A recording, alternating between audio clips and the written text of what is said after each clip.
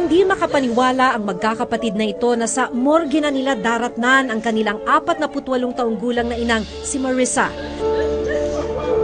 Pinatay si Marissa ng mga hindi pa rin nakikilalang salarin sa loob mismo ng kanilang bahay.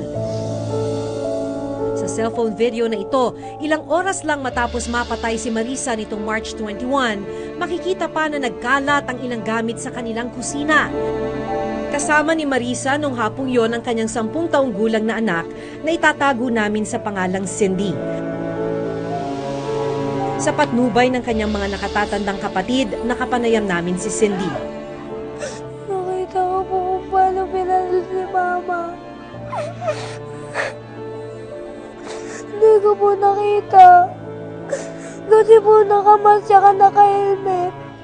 2 hitman na nakasuot ng helmet ang pumunta sa lugar ni Marissa sa Camarin, Caloocan. Pumasok ang isa sa loob ng kanilang bahay at walang awang pinagbabaril ang ginang sa harap mismo ng kanyang menor de edad na anak. Nagtamo si Marissa ng 4 na tama ng bala sa kanyang ulo. Nag-isahin po kaming dalawa. Nakatalikod po siya. Nakala ko po may malampag lang. Yung pala po may pumalal na kay Mama. Tapos sumunod-sunod na po yung puto kay Mama.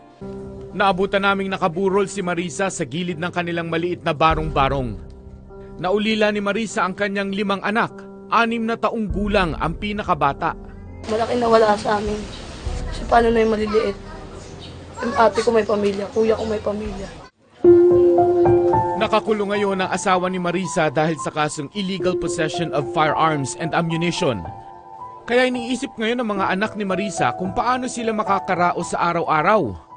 Sana lang po naawa sila sa aming tatlo. Wala na nga po yung papa namin, pinalala pa yung mama namin.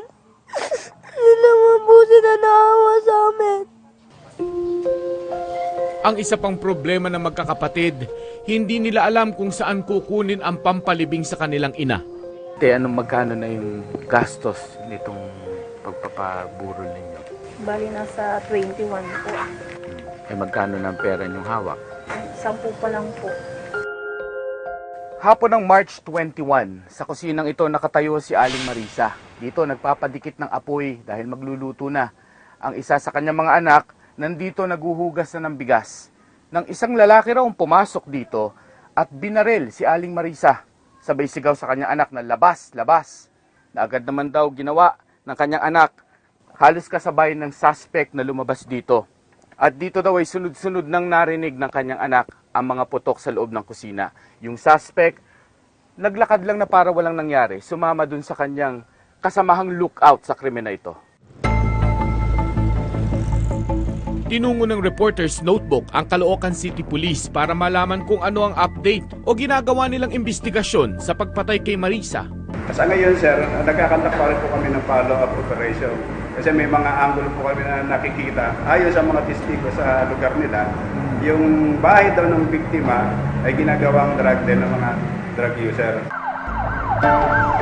Sa mga nakalipas na buwan, marami nang naiulat tungkol sa mga pinapatay ng mga hindi pa kilalang hitman. May mga biktimang pinapasok mismo ng hitman sa loob ng kanilang bahay at doon pinapatay. May ilang napapatay ng tinatawag na mga riding in tandem o mga hitman na nakasakay ng motorsiklo. Ilang kaso ang nakunan pa ng CCTV. At may ilang bangkay na natatagpuan na lamang sa mga kalsada o liblib na lugar. Madalas, may nakapatong na karatula. Hindi pa rin tukoy ang mga salarin. Kabilang narito ang kaso ni Marissa.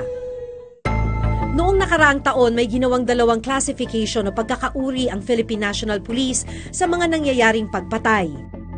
Una ay ang mga napatay na mga drug suspects sa mga lehitimong police operation matapos umanong manlaban. At ikalawa ay ang tinawag ng PNP na deaths under investigation. Ibig sabihin, hindi pa rin tukoy kung sino ang salarin at ano ang motibo sa pagpatay. Sa pinakahuling datos na ito na nakuha ng reporter's notebook mula sa PNP, Iniba na nila ang tawag sa mga kasong itinuturing na death under investigation. Sa halip, tinatawag na nila ito ngayong homicide cases under investigation o HCUI. Umabot na sa 6,011 ang kabuang bilang ng tinawag nilang homicide cases sa bansa mula July 1, 2016 hanggang March 24, 2017. Sa bilang na ito, 1,398 cases ang natuklasang drug-related, 828 cases naman ang non-drug-related. Pero kapansin-pansin rin ang malaking bilang ng mga kasong hindi pa rin matukoy ang dahilan o kung sino ang sangkot sa pagpatay. 3,785 sa bilang mismo ng PNP. Kabilang narito ang kaso ni Marisa. Nasa 1,427 naman ang itinuring ng PNP na cases resolved. Ibig sabihin, may nahuli ng suspect sa krimen.